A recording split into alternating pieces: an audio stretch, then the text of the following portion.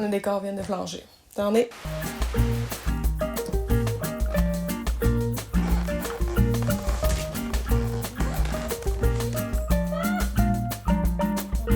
Ok, excusez, on recommence.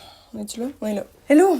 Bon retour à ce nouveau vlog. On s'en va à Québec demain matin. Dans quelques minutes, je vais commencer à faire mes bagages pour demain, m'assurer que j'ai tout. On va là pour aller voir les parents à Rémi qui habitent là-bas. Sauf que moi, Québec, j'aime vraiment la ville en tant que telle. La banlieue, un peu moins. C'est correct, la banlieue, là, c'est juste, il y a pas grand-chose à faire. Puis Québec, j'aime vraiment cette ville-là, comme l'architecture, l'histoire, juste tous les petits quartiers, Limoilou, c'est très artistique, tu sais, il y a plein de choses à voir. Fait que j'aime ça aller à Québec, puis vraiment en retirer le maximum. J'aimerais ça aller dans des cafés, des librairies, d'aller dans des friperies. Là, le seul problème, c'est que demain, ils annoncent comme vraiment beaucoup de pluie, genre probabilité 100%. Donc, je me suis dit que j'allais ajouter là-dedans tout ce qui était galerie, expo, musée. J'aimerais ça retourner au Musée des Beaux-Arts de Québec. Ils ont une expo qui a l'air très intéressante avec une artiste que j'aime déjà beaucoup, Patricia Piscini, avec des sculptures hyper réalistes. Et il y a plein d'autres artistes qui font ce même genre de médium sous différents thèmes. C'est clair que c'est super impressionnant, puis pour avoir déjà vu certaines de ses œuvres à Patricia Piscini, c'est vraiment des œuvres, je sais pas, plein d'amour aussi, plein de tendresse. On n'a pas encore acheté nos billets pour y aller, fait que ça se peut qu'on n'y aille pas non plus. Mais avant qu'on parte, j'ai reçu un colis. C'est vraiment quelque chose de super spécial pour moi. J'étais supposée le recevoir dans 2 semaines, mais là finalement j'ai reçu aujourd'hui. Et je ne peux pas attendre. Je suis comme vraiment trop excitée, puis je vais vous mettre en contexte puis tout, là. J'ai eu vraiment la surprise de me faire contacter par une maison d'édition il y a quelques semaines pour me demander cette œuvre-là que tu as fait. On aimerait ça l'avoir pour la couverture d'un livre qu'on édite en ce moment. Parce que c'est comme une réédition. Dans le fond, ce livre-là a déjà été édité une fois par une autre maison d'édition. Et là, ils refont des copies. Donc, j'imagine que le livre a bien marché. J'étais super excitée, là, genre, j'avais le goût de crier, je capotais, j'avais le goût de dire oui tout de suite. Sauf que, éthiquement, je peux pas juste accepter de mettre mes œuvres dans n'importe quel contexte. Ça m'est déjà arrivé de refuser d'exposer pour ces raisons-là. Parce que, je sais pas, moi, j'appuyais pas les personnes qui produisaient l'événement ou... on m'a traité d'une manière qui, selon moi, n'était pas respectueuse. Donc, je me suis même déjà retirée d'exposition. Donc, je ne peux pas, comme, mettre mes œuvres en commun avec quelque chose, un événement, une expo, un livre, si je ne suis pas d'accord avec ce qui est dit à l'intérieur, si, pour moi, ça ne correspond pas à mes valeurs, si, par exemple, il y a du racisme, de la grossophobie, de la misogynie. Pour moi, ça peut pas fonctionner. Donc, c'est impératif que je lise au moins un extrait du livre ou le livre au complet. Là, je comprenais que c'était un peu serré dans le temps, puis je me suis mis à lire ça le plus rapidement possible et j'ai trouvé ça incroyable, excellent. J'ai aimé ça, le rythme, ça va vite, c'est des courts chapitres. C'est vraiment des brides d'histoire aussi. On suit un personnage, je ne vais rien dévoiler de toute manière, j'ai pas lu toute l'entièreté du livre, ce que j'aurais peut-être dû faire là, en vous disant tout ça, mais je savais déjà que ça allait être quelque chose d'excellent. C'était un personnage qui essaye de percer dans le milieu de l'humour et on le suit en relation avec son père qui est malade et avec son frère qui est schizophrène. Puis c'est vraiment cette relation-là entre lui et son frère qui est développée dans le livre. Puis c'est drôle parce que l'œuvre que l'auteur a choisie, sans qu'il sache, c'est une œuvre qui, pour moi, est super significative de ma relation avec ma sœur, parce que c'est un portrait de moi et ma sœur, même si c'est très loufoque comme portrait, puis très flou, que ça, on voit bien que ce n'est pas moi, ou en tout cas, on peut pas me reconnaître, ni reconnaître ma sœur sur l'œuvre, mais c'est bien elle et moi. Il y a un lien entre ces deux personnes, puis je pense que c'est ça qu'il voulait démontrer avec le choix de mon œuvre. Fait que c'est ça qu'on va ouvrir, en fait. J'ai reçu l'exemplaire et je suis comme vraiment excitée. La boîte est juste à côté de moi, là, je vais l'ouvrir. J'ai hâte de voir comment c'est imprimé aussi, là. Je vais déposer mon sel pour faire ça.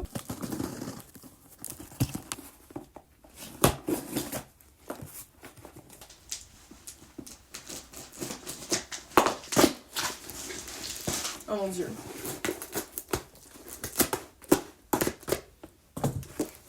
Ok, je vois déjà le dessus du livre. C'est comme glossy. On dirait que je m'attendais pas à ça, mais c'est logique. Oh my god.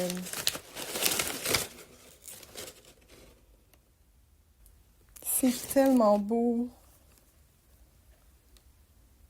C'est tellement beau.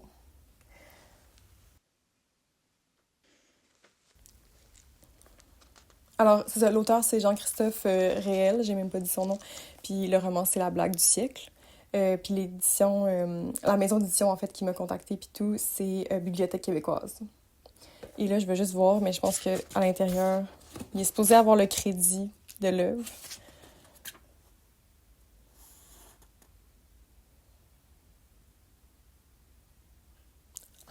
Oh my god, ok. C'est même pas à l'intérieur. Moi, je me disais, ok, c'est à l'intérieur du livre. Mais non, ils l'ont mis à l'extérieur. Bon, c'est tout petit en arrière, mais ils l'ont mis à l'extérieur, c'est encore plus nice. Il y a pas de faute. Tout est là. J'ai tellement hâte de lire au complet pour vrai, puis il faut que j'écrive à l'auteur par rapport à l'histoire que, en fait, c'est ma sœur et moi.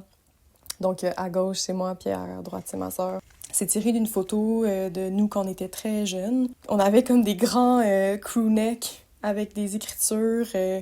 Sur un des crew necks, c'était écrit Sky is the limit. C'est devenu le titre de l'œuvre au final, c'est ce que j'ai choisi. Je pense que ma sœur puis moi, on aurait clairement pu s'aider en grandissant dans nos difficultés respectives, mais on le savait pas, qu'on vivait des choses qui étaient quand même similaires. Puis je pense que l'œuvre, c'était un peu ça que je voulais représenter, ces masques qu'on appose, mais de joie aussi, puis de ce qu'on a envie de donner à l'autre personne, puis tout ce qu'on ne dévoile pas non plus.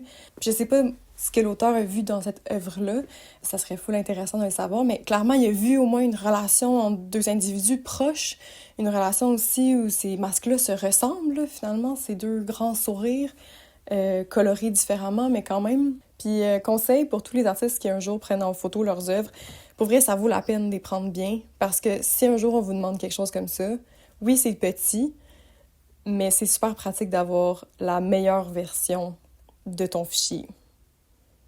Parce que c'est ça qu'il faut. C'est très nice.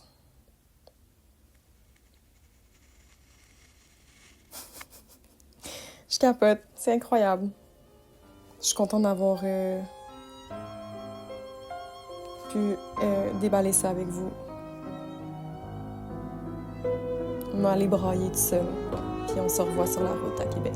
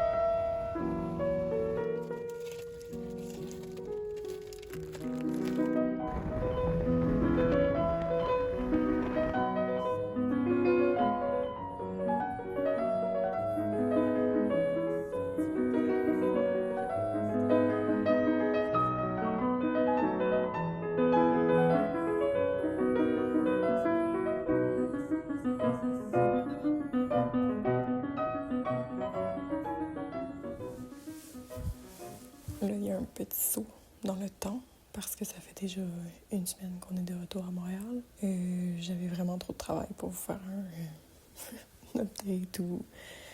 Fait que c'est ça. Cette semaine, on a vécu à Montréal un peu de verglas, puis partout au Québec, il y en avait beaucoup aussi, mais c'était vraiment pas si pire que ça, sauf que à Québec, c'était déjà ça quand on est arrivé. C'était quelque chose de marcher dans les rues, puis surtout en côte, dans le Vieux-Québec, où c'était glacé un peu partout, mais au moins c'était assez chaud pour que la glace fonde. Fait qu'on a réussi à pas se péter la gueule.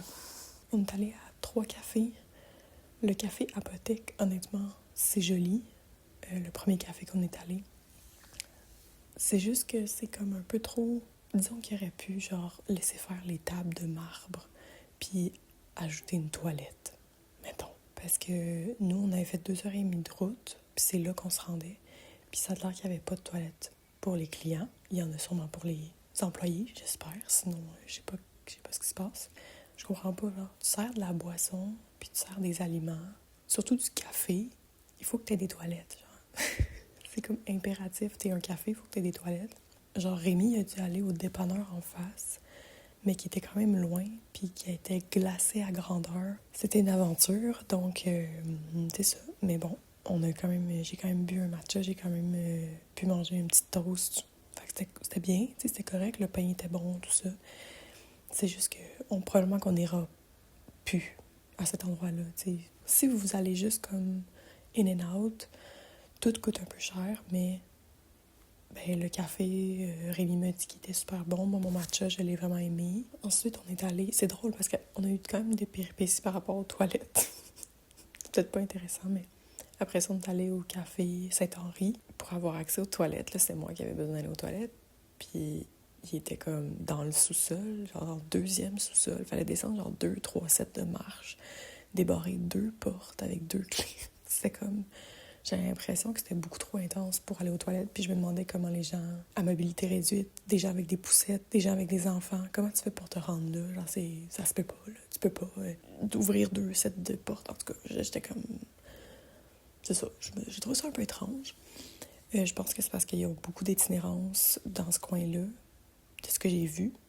Puis ils veulent pas donner accès aux personnes qui sont itinérantes, ce que pour moi n'a pas non plus de sens, parce que je me dis, les toilettes, ça doit être un droit humain, là, tu dois pouvoir aller te soulager.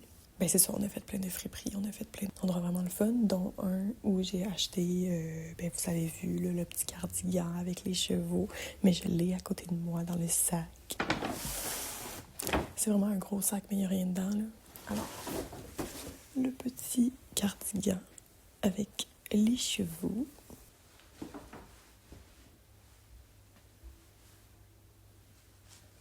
J'aime ça parce qu'en arrière, il n'y a pas de chevaux, puis en avant, il y a des chevaux. Puis sur chacune des manches, il y a un petit cheval vraiment mignon sur chacune.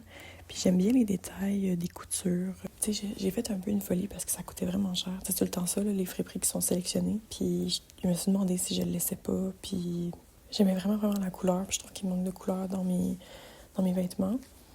Puis c'était aussi en coton et en soie. Fait que pour moi, j'étais comme, c'est 2 bons tissus pour moi. J'ai quand même la peau sensible.